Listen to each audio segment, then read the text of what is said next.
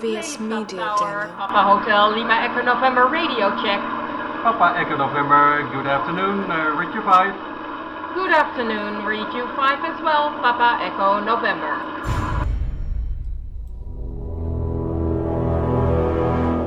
The X-Zone radio and TV show is largely an opinion talk show. All opinions, comments, or statements of fact expressed by Rob McConnell's guests are strictly their own and are not to be construed as those of the X-Zone radio and TV show or in any manner endorsed by Rob McConnell, Relmar McConnell Media Company, Talkstar Radio Network, its affiliated stations, or employees.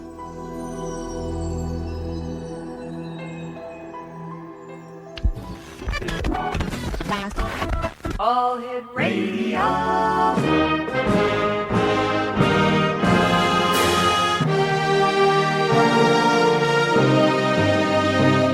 Welcome to the X Zone, a place where fact is fiction and fiction is reality.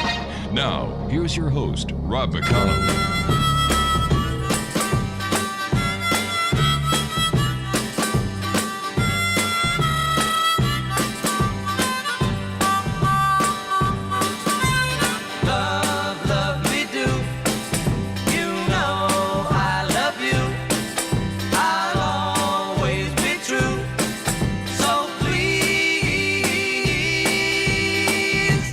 Love me do, oh, love me do. Love me do. You know I love you. I'll always be true. So please, love me do. And welcome to the X-Zone, everyone. My name is Rob McConnell, and as usual, we're coming to you from our studios in Hamilton, Ontario, Canada. Worldwide toll-free, 1-800-610-7035.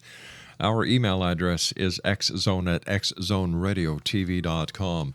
On MSN Messenger, xzoneradiotv@hotmail.com. Our website, www.xzoneradiotv.com. My guest this hour is SHEILA Applegate, and we're going to be talking to SHEILA about love. She's the author of Enchanted, A Porthole to Love. And in Enchanted, SHEILA Applegate provides readers with a guide to embracing love in every moment.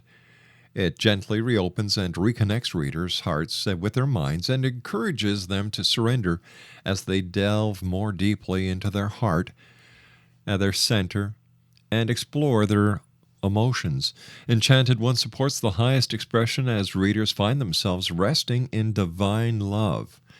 In this interview, Exonation, we hope that you'll remember that you are a beautiful reflection of divine love on earth. And now joining me from the state of New York is SHEILA Applegate. And SHEILA, welcome to the X-Zone. Thank you. I'm happy to be here. Tell me, SHEILA, what was your inspiration for writing your book, Enchanted One? Well, I have dedicated probably my whole life, but my career over the past 10 to 15 years has really been about bringing forth the message of divine love, working with the divine feminine, and helping people to really embrace this in their lives. And it felt like a book was a way to reach more people and allow them to process it at their own speed as well. Wow. Now, your background is as a clinical therapist. What kind of therapy would you have used to try and get people to better love themselves before you wrote your book? Well, I left the clinical therapy world because I felt like I was sitting on my hands. I think that my work there was my training as this clinical social worker and my work at that level gave me a tremendous foundation. But what was happening is at the same time that I was doing that work, I was learning energy healing and to communicate with spirit and guided meditation. And what I realized is that in clinical therapy, you can analyze your feelings to death, but that doesn't change anything. So I needed to add the component that took it a next step, which is the spiritual component and the energy of divine love. So I sort of moved away from the mainstream in order to be able to incorporate that in. So I guess you're what I can call the love guru. Sure. I You like can call me that. I like that. Sheila, stand by. You and I have to take a commercial break. We'll be back in 2 minutes. Exonation, my guest this hour, is the love guru, Sheila Applegate. Her website, www.SheilaApplegate.com. And she's the author of The Enchanted One. And we'll be back on the other side of this commercial break in 2 minutes as the X Zone continues. We're right here from our studios in Hamilton, Ontario, Canada. And I'd like to say hello to all our new listeners who are listening to us on Turquoise Radio at www.turquoiseradio.com. 1-800-610-7035 is worldwide toll-free. Email xzone@xzoneradiotv.com. On MSN Messenger, xzoneradiotv@hotmail.com. Our website, www.xzoneradiotv.com. And we're heard around the world on the Talkstar Radio Network, X Zone Broadcast Network, UK High Definition Radio, Euro High Definition Radio, Star Cable, and now also on turquoiseradio.com. My name's Rob McConnell. I'll be back in 2 minutes. Don't go away.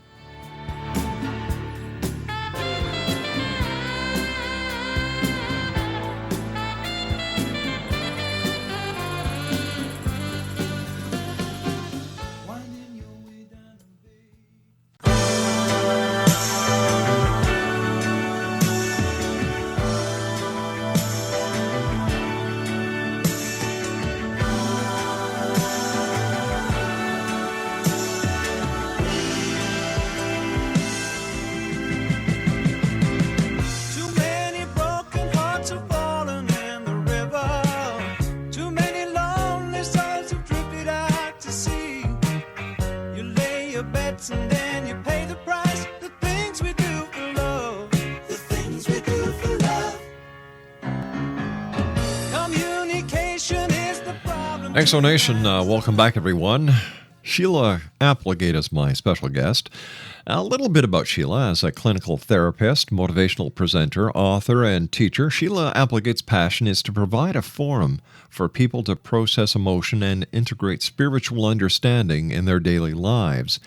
Sheila earned a bachelor's degree of social work from Syracuse University and a master's degree in clinical social work from the University of Maryland. And in 1998, after years of studying metaphysics, Sheila was ordained as a minister through the Light of Divine Truth Foundation. For over 20 years, Sheila has combined her broad formal training with her continual personal awakening to bring forth the message of oneness through divine love. As a messenger of spirit, she embraces and connects with the vibration of the divine feminine. Sheila encourages people to embrace their passions as a service on earth by living with the spirit of enchanted oneness. Her website, www.SheilaApplegate.com. And Sheila, tell us a little bit about your voyage from, here you were in social services, you found yourself sitting on your hands, as you said. What was it that pushed you to finally make the commitment that you were going to communicate with spirits and channel messages from Isis and Magdalene in order to help people?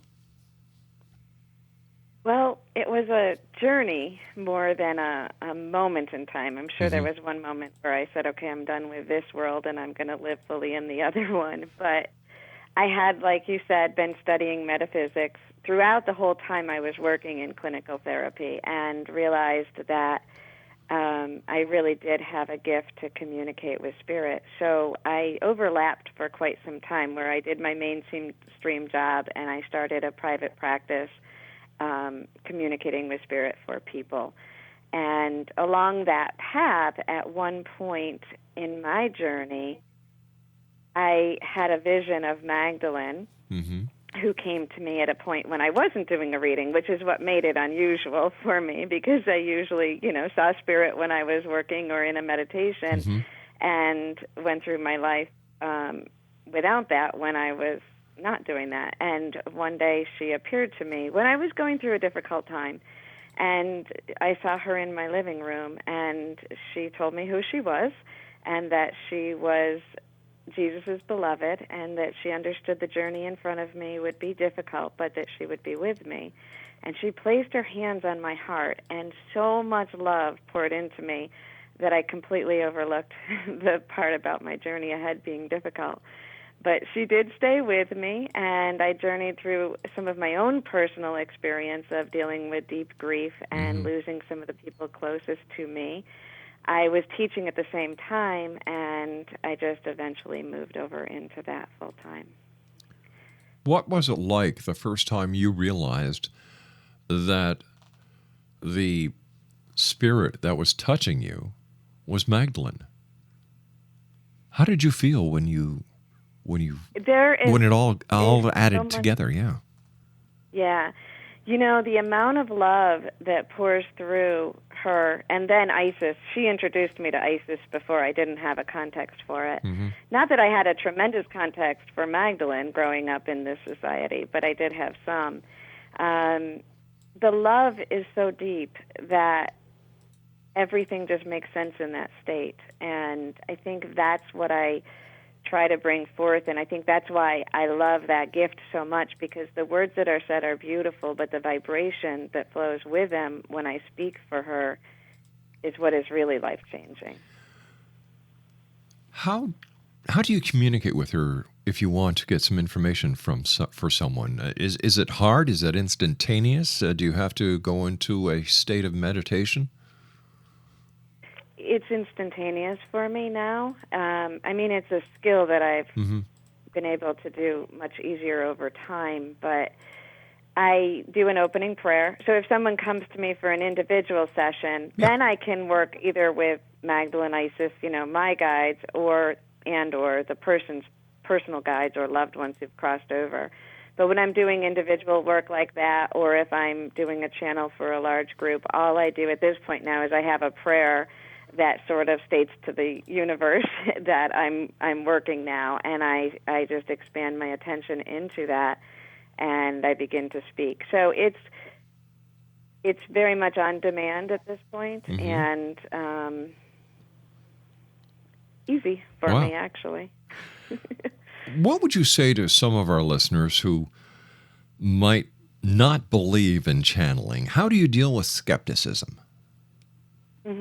I actually love skepticism, and I think that I'm one of the biggest skeptics, which some people say makes me a little schizophrenic, but I don't think so.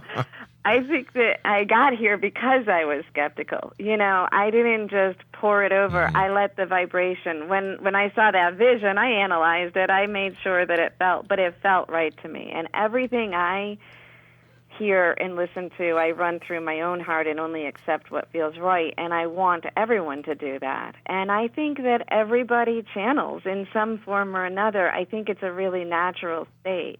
If somebody writes a song, they're usually channeling something more than themselves. If you're talking to a friend and you're helping them out, and all of a sudden you think to yourself, wow, I just gave them really good advice. Where did that come from? It's all degrees to which we open to something more than our consciousness. So when did you first notice you had this gift? It's interesting now with the book out and doing more interviews, I am looking further back into my childhood, but I didn't realize it back then. So I would say I just learned it. I went to the metaphysical church and I started taking classes, and I learned guided meditation, and in that was taught how to connect with guides. And so it was a learned technique for me, but it was natural. And now when I look back, I can see things in my childhood that I was doing it, but I had no name for it back then. Can anyone do what you're doing? I absolutely believe they can. I think it's our natural state, but it just like anything, it takes discipline, practice, desire, passion. I mean, we could all play basketball, but the degree to which we'll do that depends on how interested and how aligned we are with that and how much time we put into it. Wow. How does your family deal with you doing the work that you do? Well, my kids grew up in it, so they don't know any other way. And that just is completely natural to them. I don't think they can even imagine something different. My daughter actually has a radio show already that addresses some of the topics, and she's only a teenager. Mm-hmm. But looking back at my family of origin, my parents struggled more with it. Now they absolutely love it. My mom called me a few weeks ago and said that the book that I just released is her new Bible, which says a lot for someone who has been going to church all this time. So they came along, I think, because the message and the way I was living my life is in love and in His truth, and it speaks for itself. So even though I pushed them beyond what they were comfortable with, they came along. How did your religious beliefs either work for what you're doing now or against what you're doing now? You know, you're talking about one of the entities that you channel is Magdalene, which is Roman Catholic, and then Isis, which is an Egyptian god. Mm-hmm. Well, it's interesting you said that Magdalene is Roman Catholic because I'm Protestant. Yeah. So Magdalene is Christian, but not necessarily Roman Catholic. So I think being raised Christian, Protestant, there was maybe a little bit more openness to the things I do, but probably not that much more. I think that because my infinity, at least in this lifetime, is to the story of Jesus, that is part, even though Magdalene isn't a part of that in most of the teachings, but I think that my early understanding and connection to that piece of it did support it. Of course, I had to go beyond that. But when I was young, everybody couldn't understand in the church. You know, I would stand up to the minister, and, you know, I just had an ability in me to know what was truth and what was man's lies, even within the church. Not that they were intending to lie, but you know what I mean. Throughout my whole life. So I think that supported that. The piece with Isis is actually that Magdalene introduced her to me as her spirit guide. So I don't have as much of a connection to Isis as Egyptian as a spiritual archetype of the divine feminine and one who has guided some of the goddess energy, goddess leaders throughout time. So even a spirit guide has a spirit guide? Well, Magdalene introduced her as, so the way Magdalene described it to me is that when Magdalene was on Earth, which she was, then Isis was acting as her spirit guide. Ah, gotcha. Interesting. Very interesting. You and I have to take a commercial break with the news at the bottom of the hour. Exonation, our guest this hour, is SHEILA Applegate. Her website is www.SHEILAApplegate.com. That's www.SHEILAApplegate.com. If you'd like to get a hold of us, tell me your comments.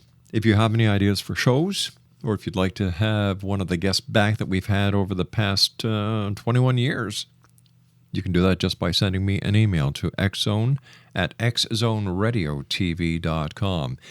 And don't forget, Exonation, you can always read the X Chronicles newspaper free online. We have about 40 editions up there at www.xchronicles-newspaper.com/newspaperstand.com.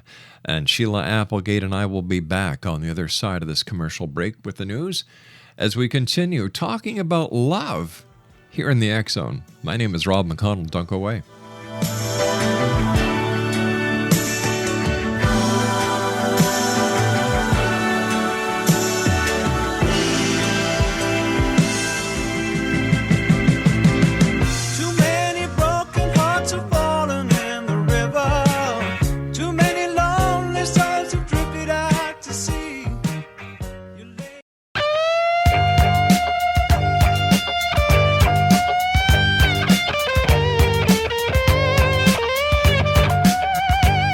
You're listening to the X Zone Radio Show, live and around the world on the Talkstar Radio Network, X Zone Broadcast Network, UK High Definition Radio, Euro High Definition Radio, and Star Cable. Our toll-free telephone number worldwide is 1-800-610-7035. Our email address, xzone@xzoneradiotv.com. On MSN Messenger, xzoneradiotv@hotmail.com, And our website, www.xzoneradiotv.com. Try to understand, try to understand, try to understand. I'm a magic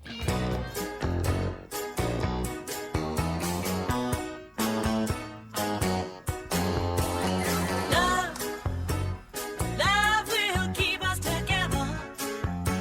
Think of me, babe, whenever some sweet talking girl comes along, singing a song. Don't mess around, you just gotta be strong. Just stop, 'cause I really love you. Stop. Welcome back, everyone. Sheila Applegate is my guest this hour. We're talking to Sheila about her book entitled Enchanted One. Her website, www.sheilaapplegate.com. You know, Sheila, in a world filled with information and where there are literally millions of books, new books coming out each and every year, you know, and not to mention that there is, there's a lot of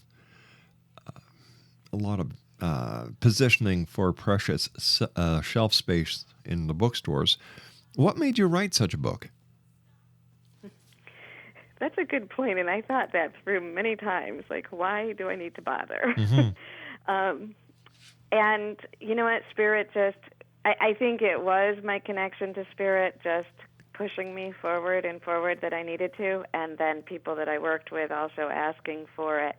So I have to say, even went into it with a little bit of resistance, but I actually love it now, so that's a wonderful thing. And I'm seeing that there is a benefit to it being in book form, that there's a timelessness to it, that people, I know that will be here. If the world isn't ready to hear the whole message now, it'll still be here in the future for them to pick up and to experience. I also know that people who've worked with me closely for years and years and years are picking up the book and saying, this is helping me transform in a way that even though we've talked, it didn't sink in the same way. So there's something about it in this form that's helpful. So tell me, how can people benefit from reading Enchanted One? When I did decide to do the book, I asked that it be layered, that it would be a book that would be able to reach people wherever they are and take them to the next level, because that's my intention with everything I do. And I have experienced that from the responses, that people will pick it up, and people that haven't really explored this journey at all are picking it up and reading it and saying that they absolutely love it and it's changing their lives, and they're picking up on a certain piece, maybe about the emotions, or I talk about forgiveness and the ego, different things about that. And then other people, like I said, who have studied this for years and years are picking it up, and it's taking them to a new level of really living in oneness on earth. So I think it's wherever the reader is, it will take you to the next step. You speak of embracing the full spectrum of emotions. What does this mean? That is one of my key. To me, that's the key to what's really going on here, is that on the spiritual journey, or when people are talking about peace, so often what people are trying to do is they pick the side of the emotions they think are spiritual or good, such as peace, love, joy. And they pick the other side and say these are bad, anger, fear, doubt. And they try so hard to just ignore the one side and experience the other. And that's not reality as humans. The whole spectrum is here. So what I work with people in doing is connecting to divine spirit, love, whatever it is that you want to call it, connecting to source, so that you're free as humans to actually experience all the emotions while still staying connected to love and be able to move through them so that they don't have power over you, but rather they support you in living in love on earth. Why do you think it's so important for us to explore the divine feminine in these times? I think that, to me, the divine feminine is the heart center. And it's not about men versus women, and it's not a feminist movement. It's about, within each of us, we have the divine masculine, which is represented by our thought and our mind, and the divine feminine, which is represented by the heart and the emotion or the feeling. And in truth, we need to bring them into balance. True power, true ability to manifest the world we're trying to create, we are creating. Let me take the trying now. The power to manifest what we want in our lives and in the world comes from the mind and the heart being in harmony with each other. You know, The Secret came out and it talked all about the manifesting with your thoughts, but that's only half the story, which is why the heart center, the divine feminine, needs to come in now, because in history, in every religion over the past few centuries, we've taken out the divine feminine, the heart center, and we've been going on just the mind. And that's fine, because we learned a lot. But now, if we really want to move into this next level of creating real peace on earth, we have to bring these two into harmony, so we have to explore the heart center or the divine feminine for a while. So what is missing in the love that we have in our lives right now? I think in our society, we're very confused about what love is, and we're calling conditional love, love. We're calling a system of really codependency love. We're saying, if this person loves me, they will do this for me, or if I love you, I will do that. And love is based on action, and it comes and it goes, and it doesn't flow continuously. To me, unconditional love is the ability to just feel connected, feel divine source, see God in the other person in every moment. But the key to that is separating the idea of like and love. And I think that's where people get most confused, because like can be conditional. We don't have to go around liking all behaviors if we're going to live in unconditional love. We can love. We can connect to Source, let that flow through us, see the beauty in everyone, and hold that space of love. And then we can also look at people's behaviors and make a decision on how we want to interact with them based on both of those pieces. The love that flows endlessly, and then the like that is conditional. Let me ask you this. Is this portal to love that you speak about in the Enchanted one about romantic relationships, or does it expand into other areas of our lives? It expands into other areas of our lives. I think that romantic relationship is within there, absolutely, and people are very interested in romantic relationships because right now we think that that's the intimacy. That's where we're searching for deep love. But honestly, our world with romantic relationships has the most rules and the most restrictions. So it becomes a hot topic, and that is included in there. But the idea is, first, we actually have to love ourselves, really love ourselves, and that this formula actually falls into every relationship we have. You know, it seems as we get further into the year 2013, the call to remember oneness is getting stronger and stronger. Why is this? Because it's time, because it's here, and it's true, there is a universal energy that has pushed through the tipping point. You know, it's funny because I actually wrote this book over a 10-year period. I mean, it just was endless. It didn't ever seem to be done. And then it was done, and I waited on it for over 2 years for the publisher to pick it and for it to come out. It arrived in the world at 12/21/12. Not on purpose. Well, not on my purpose, but on Spirit's purpose. And to me, that says that that stargate or that opening that occurred, that portal that occurred at that time energetically, is actually significant to the vibration of love that this message brings forth, and that oneness is coming as we move through this as a universal consciousness, we have more support to move into this place now. Do you think the world and society is truly ready for this utopic way that so many who believe in the age of oneness is ready for? You know, you're looking at a world filled with war, filled with anger, filled with animosity. There's fights over property, there's fights over regions, there's fights over food, there's fights over money, and there's even fights over religion. So how can we be ready for a world based on oneness? Well, in that vibration, we'll never get there. And that vibration has been circling around for endless time and can circle around for endless time if we try to solve it from there. Mm-hmm. But what we need to do is each person chooses it. So when you say, is the world ready, that's kind of a conundrum, because if one person is ready and we're all one, then the world is ready.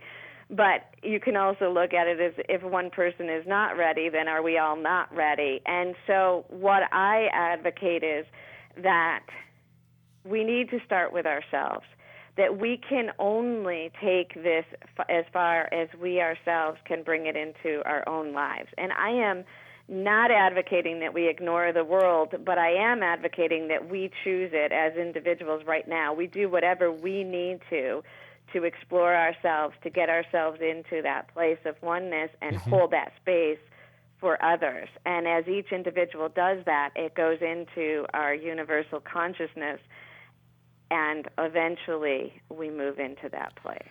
Earlier in the hour, you and I discussed how you received channeled messages from Madeline and Isis. What are some of the messages that you have been privy to receive from these two spirits, and how do they relate to the world that we live in?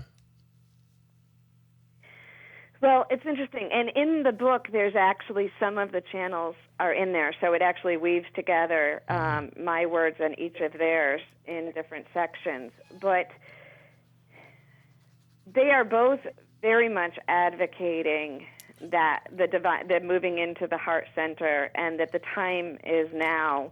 There's a call from Isis at the end of the book, and like I said, even though I wrote it a few years ago, it feels more pertinent now than it ever has been, about embracing this in our lives and being able to create it. The messages that they bring forth really are about individually teaching us to go inside of ourselves and to really experience ourselves and to find a way to love the parts of ourselves that we separate. They say that you can't separate anything, even ego. They talk about ego a lot. And if we push, there's such a movement to overcome your ego or to stifle it or to get it away from you. But if you push even that away, then you're not in oneness. You can't push anything outside of yourself and be in oneness. So you embrace everything and help to transform it to its healthy form.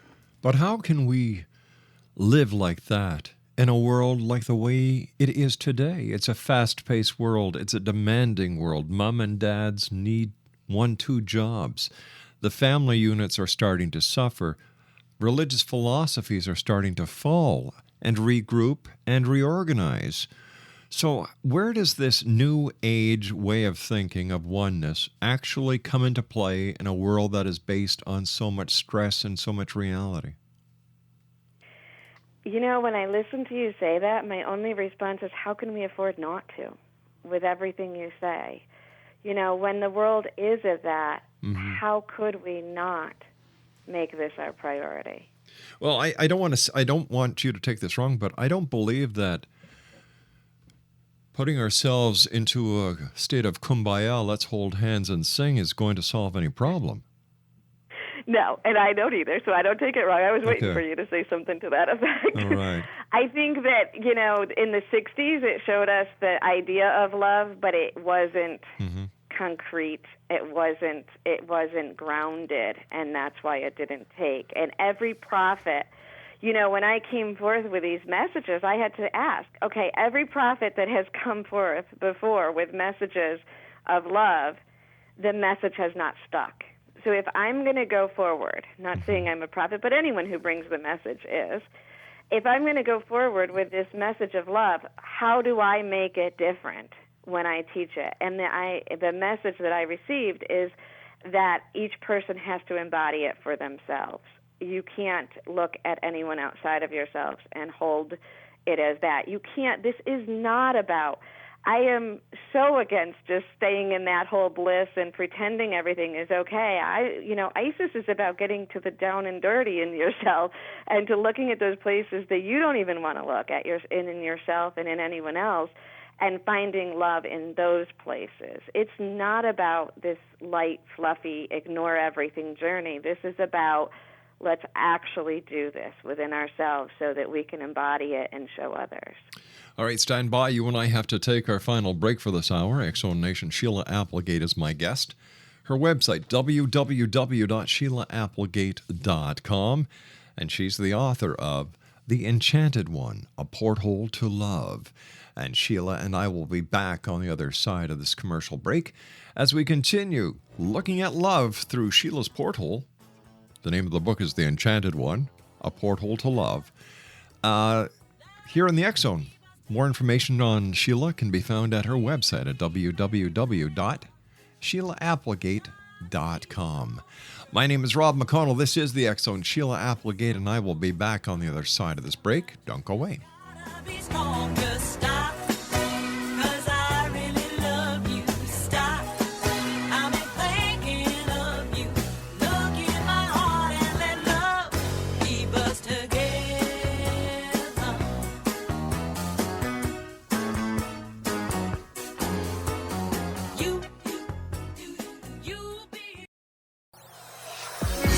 Do you believe in life after love? I can feel something inside me say, I really don't think you're strong enough, no. Do you believe in life after love? I can feel something inside me say, I really don't think you're strong. And welcome back, everyone. SHEILA Applegate is my special guest this hour. We're talking about SHEILA's book entitled Enchanted One, A Porthole to Love. Her website is www.SHEILAApplegate.com. First of all, SHEILA, I want to thank you ever so much for joining us. It's been a great pleasure talking to you. I love the message that you're trying to get across to people, and I hope that everyone does try and make a change because, like you said, if we don't try to make a change within our own lives, then nothing else will work in anybody else's life. In your opinion, were the hippies the precursor to the oneness that we're talking about? Well, I wasn't quite old enough to know this officially, but I think so. I think from what I know about that time, that the message, the words were right, or the words were similar to what we're saying now, but we just weren't right. It was just part of like a newbie, like an infant state of it, where Right. the chaos was still there. So the concepts were coming in, but it just couldn't be grounded into the world. What's the message that you want readers to understand within the pages of your book? Well, thinking about our conversation in the last statement that you asked me, which is so important, we can't just go into La La Land. That isn't what it's about. And there's a quote from Magdalene that says, it's time to come down from the mountain and to be around the campfire. And what she goes on to talk about is how we have been, we can do spirituality on our own in meditation in a church, whatever, but we need to do this with each other right now. We need to learn to put into practice what we know in that peaceful, beautiful space into our relationships. What was your favorite chapter to write? I think what jumps out at me right now is the forgiveness chapter.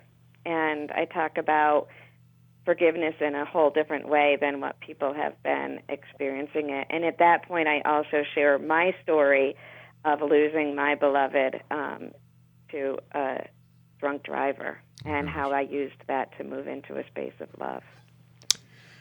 Quickly, give our listeners an idea where they can get a copy of your book. It is on Amazon, and it's in Barnes & Noble, Barnes & Noble online. It's in stores throughout the country. I don't know about the world. And you can also get it right from my website, which, as you said, is SHEILAApplegate.com. SHEILA, I want to thank you ever so much for joining us tonight and for sharing your stories, the channels that you received from Magdalene as well as Isis, and I wish you much, much well-deserved success. Thank you, and thank you so much for having me. I really enjoyed it. Take care of yourself, and thanks for your great work. Exo Nation, my guest this hour has been SHEILA Applegate. She is the author of Enchanted One, A Porthole to Love. Her book is available at Amazon.com, Barnes & Noble, and her website, which is www.SHEILAApplegate.com. I'll be back on the other side of this commercial break with the news as we continue here in the X-Zone from our studios in Hamilton, Ontario, Canada. Once again, I'd like to say hello to all the new listeners around the world who are listening to us on Turquoise Radio. I'll be back. Don't go away.